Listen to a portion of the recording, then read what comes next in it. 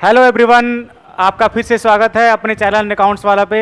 और हम लोग एग्रीगेट डिमांड मैक्रो इकोनॉमिक्स का चैप्टर नंबर 7 पढ़ रहे थे और हम लोग आज फिर से उसको कंटिन्यू करेंगे। पिछले लेक्चर में आप पढ़े थे एग्रीगेट डिमांड का जो है कंजम्पशन फंक्शन, है ना।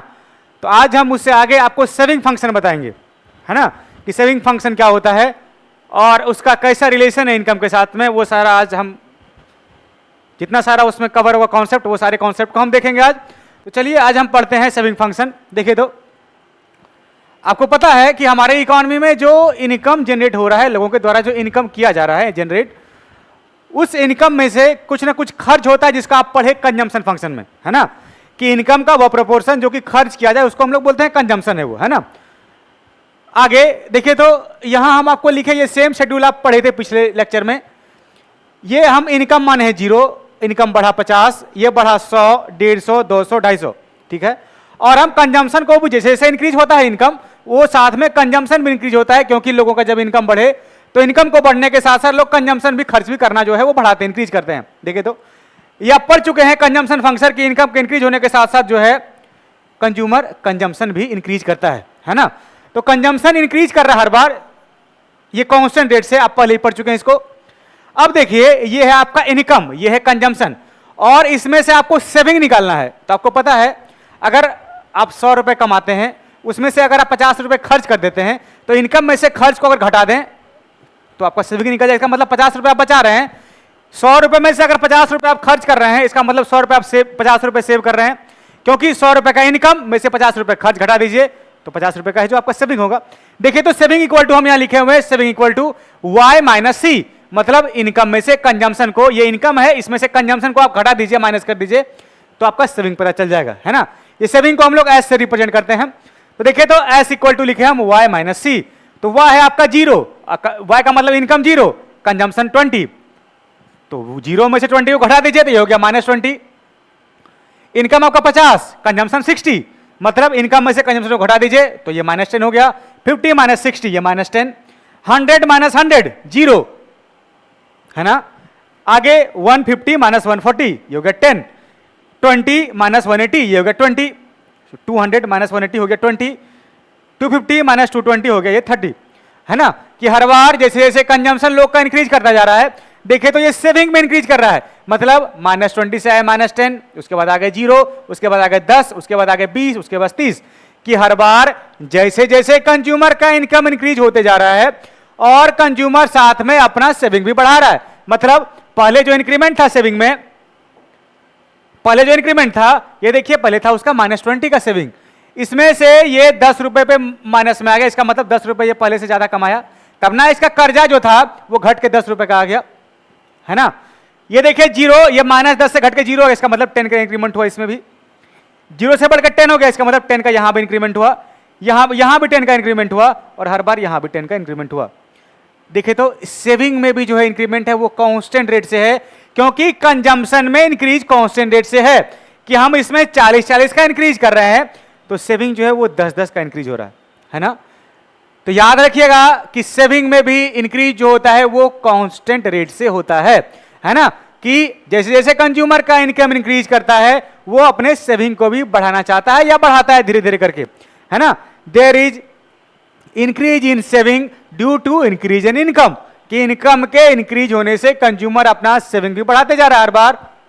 तो ऐसा तो नहीं है कि हर बार वो सारा का सारा खर्च ही कर देगा, वो सेव भी करेगा, है ना। तो देखिए, तो क्या लिख रहा है सेविंग फंक्शन, कह रहा है saving function refers to the functional relationship between saving and income, कि फंक्शनल रिलेशनशिप जो है किसका किसका, फंक्शनल रिलेशनशिप किसका किसका, सेविंग और इनकम का, है ना। कि यहां पे सेविंग और इनकम का बीच में जो रिलेशनशिप है, क्या रिलेशनशिप है, कि सेविंग, अगर ये सेविंग तभी इंक्रीज करेगा जब इनकम इंक्रीज करेगा, है ना। कंज्यूमर अपना सेविंग तभी इंक्रीज कर रहा है जैसे जैसे उसका इनकम इंक्रीज करता जा रहा है। इसको हम इस प्रकार से भी कह सकते हैं कि कंज्यूमर के इनकम इंक्रीज होने के साथ साथ हर बार उसका सेविंग जो है वो इंक्रीज होता जा रहा है ना। वही ना लिखे यहां पे, देखिए तो saving function refers to the functional relationship between saving and income. आगे, एज इनकम इंक्रीजेज, जैसे जैसे इनकम इंक्रीज कर रहा है सेविंग ऑल्सो इंक्रीजेज, कि कंज्यूमर का जो है वो सेविंग भी बढ़ता जा रहा है, और अगर इनकम भी बढ़े और सेविंग भी बढ़े, मतलब दोनों एक डायरेक्शन में है कि आप कंज्यूमर का इनकम भी बढ़ रहा है और सेविंग भी बढ़ रहा है, तो आप बताइए दोनों के बीच रिलेशन कैसा हुआ? डायरेक्ट रिलेशन, इसलिए लिखे हैं so there is direct relationship between किसके किसके बीच में? इनकम और सेविंग के बीच में। तो आपको जब सेविंग फंक्शन अगर एग्जाम में बनाने के लिए आ जाए या पूछ दिया जाए तो आप बताइएगा इस प्रकार से शेड्यूल बना के, पहले आप इनकम बनाइएगा, फिर कंजम्पशन बनाइएगा, और साथ में उसमें से सी को घटा के आप सेविंग निकाल दीजिएगा, और बताइएगा कि दोनों के बीच में जो फंक्शनल रिलेशनशिप है उसको हम लोग बोलते हैं सेविंग फंक्शन, और आगे दोनों के बीच में डायरेक्ट रिलेशन है, जैसे जैसे कंज्यूमर का इनकम इंक्रीज करता जा रहा है कंज्यूमर वैसे वैसे अपना सेविंग भी बढ़ाते जा रहा है। अब देखिए ये शेड्यूल है आपके पास, ये इनकम का शेड्यूल, ये सेविंग का शेड्यूल। इनकम का आपको रखना है एक्स एक्सिस पे और सेविंग को वाई एक्सिस पे रख के आपको दोनों का ग्राफ बनाना है। देखिए तो आइए आगे, ये देखिए हम इनकम का और ये Y for income S for saving, हम दोनों का ये शेड्यूल बना दिए हैं, और शेड्यूल बना के देखिए हम ये इनकम को रखे हैं एक्स एक्सिस पे, ये हमारा एक्स एक्सिस है और ये हमारा वाई एक्सिस है, और दोनों को एक्स एक्सिस और वाई एक्सिस पे रख के अभी हम इसके सारे ग्राफ खींचेंगे, है ना। तो देखिए तो पहला है जीरो लेवल ऑफ इनकम पे, ये है -20, ये देखिए हमारा ऑरिजिन पे जीरो इनकम और ये है -20। दूसरा इनकम हुआ 50 रुपए बढ़ के, तो सेविंग जो है बढ़ के -10 का हो गया, ये देखिए इनकम 50 और हमारा सेविंग ये हो गया -10। ये हो गया हमारा इनकम 100 और आ गया सेविंग 0, ये हमारा इनकम 100 और सेविंग 0, तो यहां पे होगा तीसरा, है ना। चौथा हो गया आपका इनकम 150, सेविंग हो गया 10, इनकम होगा 150 और आपका सेविंग हो गया ये 10, यहां पे हो जाएगा 10, है ना।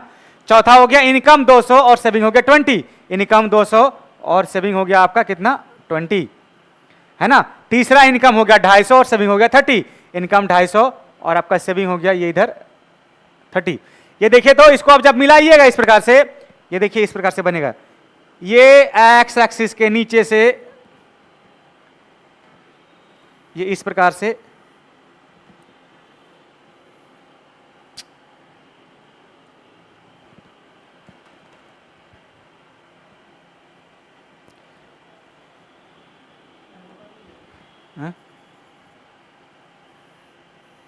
ये इस प्रकार से जाएगा, ये सेविंग का ग्राफ हुआ। ये देखिए ऊपर से ये अपवर्ड स्लोप गया है, इसका अपवर्ड स्लोप जाने का क्या कारण है? ये जो ऊपर की ओर गया है ये स्ट्रेट लाइन, इसको हम लोग बोलते हैं स्ट्रेट लाइन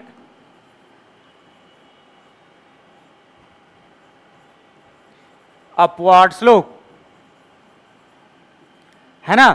ये ऊपर की ओर गया है अपवर्ड स्लोप स्ट्रेट लाइन, इसका मतलब क्या है कि हर बार जैसे जैसे हमारा इनकम बढ़ता जा रहा है वैसे वैसे हमारा सेविंग भी बढ़ता जा रहा है, इसीलिए इसको बोलते हैं कि ये अपवर्ड स्लोपिंग है स्ट्रेट लाइन, है ना। इसका अपवर्ड जाने का क्या, दोनों के बीच में डायरेक्ट रिलेशन, और ये अपवर्ड स्लोप इसलिए गया है। देखिए इसी से यहां से ये जो आप लाइन खींचे हैं स्लोप ऑफ एस लाइन भी बोलते हैं इसको, क्या बोलते हैं इसको? स्लोप ऑफ एस लाइन का मतलब सेविंग लाइन, है ना। ये स्लोप ऑफ एस लाइन है, ये स्लोप ऑफ एस लाइन ये बता रहा है कि कंज्यूमर का जैसे जैसे इनकम इंक्रीज करता जा रहा है कंज्यूमर अपना सेविंग भी बढ़ाते चला जा रहा है। अब देखिए ये एस लाइन यही ना बता रहा है कि हर बार जैसे जैसे इनकम हमारा अगर ये था यहां से बढ़ा के हम यहां किए, इनकम ये था यहां से बढ़ा के यहां किए, तो सेविंग भी हर बार जो है यहां से बढ़ते बढ़ते बढ़ते बढ़ते हर बार वो इंक्रीज कर जा रहा है ना।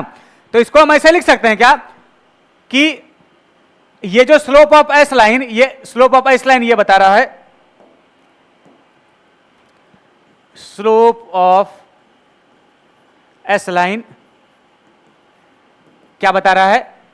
Change in saving divided by change in income, मतलब जैसे जैसे इनकम में इंक्रीज होता जा रहा है सेविंग में भी हर बार इंक्रीज चेंज होता जा रहा है, जैसे जैसे इनकम चेंज सेविंग वैसे वैसे चेंज। तो हम इसको लिख सकते हैं क्या, स्लोप ऑफ एस लाइन, याद रखिएगा इसी को एमपीएस कहते हैं और इसको रिप्रेजेंट करते हैं 1 - b से। ये होता है इसका मतलब change in saving divided by change in income, कि मतलब ये बता रहा है स्लोप ऑफ एस लाइन कि जैसे जैसे कंज्यूमर का जो है वो इनकम चेंज होते जा रहा है कंज्यूमर जो है वैसे वैसे जो है अपना सेविंग जो है हर बार चेंज करते जा रहा है ना। इसी को बोलते हैं हम लोग स्लोप ऑफ एस लाइन, इसी को बोलते हैं हम लोग एमपीएस, और इसी को हम लोग बोलते हैं, डिनोट करते हैं 1 माइनस बी से। आप इससे पिछले क्लास में पढ़े थे कि एमपीसी को डिनोट हम लोग करते हैं बी से, है ना। तो उसी प्रकार से एमपीएस को डिनोट करते हैं 1 माइनस बी से, है ना। आप याद रखिएगा इसको, एमपीएस को 1 माइनस बी से डिनोट करते हैं और उसी को बोलते हैं स्लोप ऑफ एस लाइन, और एमपीसी को बोलते हैं, डिनोट करते हैं बी से, इसको हम लोग बोलते हैं स्लोप ऑफ सी लाइन, है ना। तो ये था आपका सेविंग फंक्शन, जो कि हम लोग आपको बता दिए कि सेविंग फंक्शन जो है वो इनकम और सेविंग के बीच का फंक्शनल रिलेशनशिप है। अच्छा, यहां से इसके आगे जिस प्रकार से आप कंजम्पशन फंक्शन का फॉर्मूला एक पढ़े थे, आपको याद होगा, सी bar plus B into Y, ये हुआ था कंजम्पशन फंक्शन का। उसी प्रकार से आपको यहां पे सेविंग फंक्शन का फॉर्मूला पढ़ना है कि S equal to saving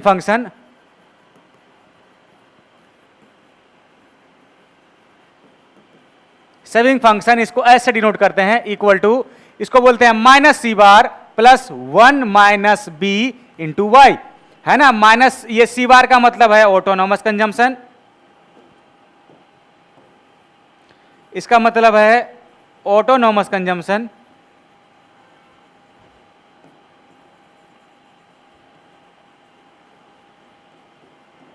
autonomous consumption, इसका मतलब है एमपीएस या स्लोप ऑफ एस लाइन, या इसी को बोलते हैं स्लोप ऑफ एस लाइन,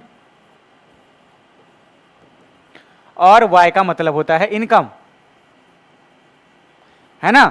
ये तीन चीज आप याद रखिएगा। अगर आपको सेविंग फंक्शन बताए तो सेविंग फंक्शन का मतलब ये minus C bar plus 1 minus B into Y, 1 minus B का मतलब स्लोप ऑफ एस लाइन या उसी को एमपीएस, माइनस सी बार का मतलब ऑटोनॉमस कंजम्पशन जो कि निगेटिव में होगा, प्लस y का मतलब इनकम, है ना। इस पे कुछ क्वेश्चन अगर मान लेते हैं आपको दिया है, हम अभी आपको इस पे कुछ क्वेश्चन करवाते हैं। अगर आपको क्वेश्चन में दिया है कि ऑटोनॉमस कंजम्पशन जो है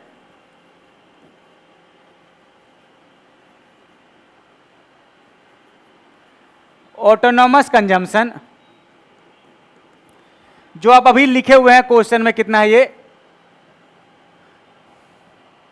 ऑटोनॉमस कंजम्पशन? आपके एग्जाम्पल में था 20, है ना। इससे पहले वाले शेड्यूल में आप जो है इसमें से एमपीसी निकाले थे, तो एमपीसी निकालते आप यहां पे देखिए इस वाले शेड्यूल में एमपीसी अगर निकालते इसमें से, क्योंकि कंजम्पशन था यहां, तो आपका आता एमपीसी, आपको निकालना है एमपीएस। तो एमपीसी जो आता हर बार 40 डिवाइडेड बाय 50, 40 डिवाइडेड बाय 50, हर बार वही आएगा कांस्टेंट, क्योंकि इसमें डिफरेंस 40 का है, इसमें 50 का, इसमें डिफरेंस 40 का, इसमें 50 का, हर बार कांस्टेंट चेंज है।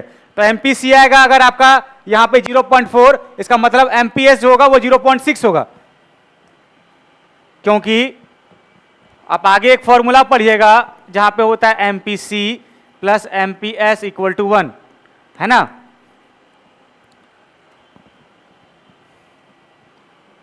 ऑटोनॉमस कंजम्पशन ये 20 अगर दिया हुआ है, और एमपीएस जो है जिसको हम लोग स्लोप ऑफ एस लाइन बोलते हैं, ये अगर आपको 0.6 दिया हो, और इनकम मान लेते हैं, ये अगर आपके पास हम मान लेते हैं इनकम हमारा 150 रुपए का है ना। तो इसमें से आप फॉर्मूले से निकाल सकते हैं क्या सेविंग कितना है। आप अभी सेविंग फंक्शन बराबर फॉर्मूला पढ़े कि होता है minus C bar plus 1 minus B into Y, है ना।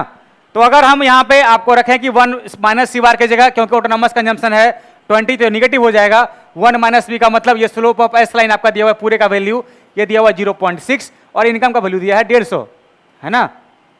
इनकम का वैल्यू जो है ये आपके पास 150 रुपये दिया हुआ है, तो ये कितना हो जाएगा, ये -20 प्लस 15 सेकंड 90, तो कितना हो गया ये,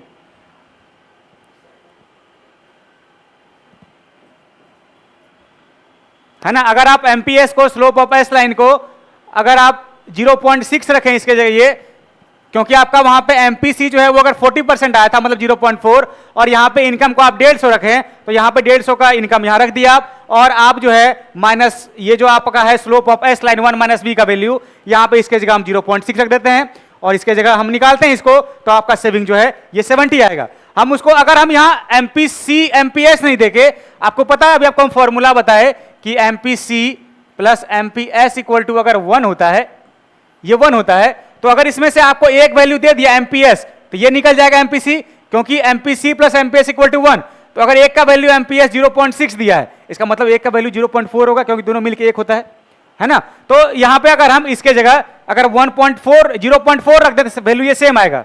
देखिए आपको हम करके दिखाते हैं, ये इसको मिटा रहे हैं और दोबारा से इसको सॉल्व करते हैं। इस बार हम एमपीसी का वैल्यू रखेंगे, यहां पे आंसर सेम आएगा। देखिए S equal to minus C bar plus 1 minus B into Y, है ना। इसके जगह पे हो गया -20 प्लस 1 माइनस बी। तो देखिए आपको यहां दिया हुआ है बी का वैल्यू, ये आप डायरेक्टली यहां नहीं रख सकते हैं। 1 माइनस बी का वैल्यू इस बार दिया आपको 0.6 0.4 इंटू इनकम का वैल्यू 150, है ना। तो ये हो गया -20 प्लस 0.6 इंटू, देखिए सेम टू सेम आंसर आया, -20 प्लस 90 इक्वल टू आपका सेविंग जो हो गया वो 70। तो याद रखिएगा आप, MPC plus MPS equal to हमेशा 1 होता है। अगर एक का वैल्यू आपको दे दे तो दूसरे का वैल्यू जो है वो आपको ऑटोमेटिक 1 में से घटा के आपको निकाल लेना है। एमपीसी का मतलब होता है खर्च करने का रेशियो, और एमपीएस का मतलब होता है सेविंग करने का रेशियो। दोनों का रेशियो को मिलके जो है 1 होना है हमेशा, है ना। तो इसी प्रकार से कुछ कुछ क्वेश्चन, अगर हम आपको नेक्स्ट क्वेश्चन हम देखिए, आपको इसमें से अगर एमपीसी आपको दिया हुआ है 0.2, आपको ऑटोनॉमस कंजम्पशन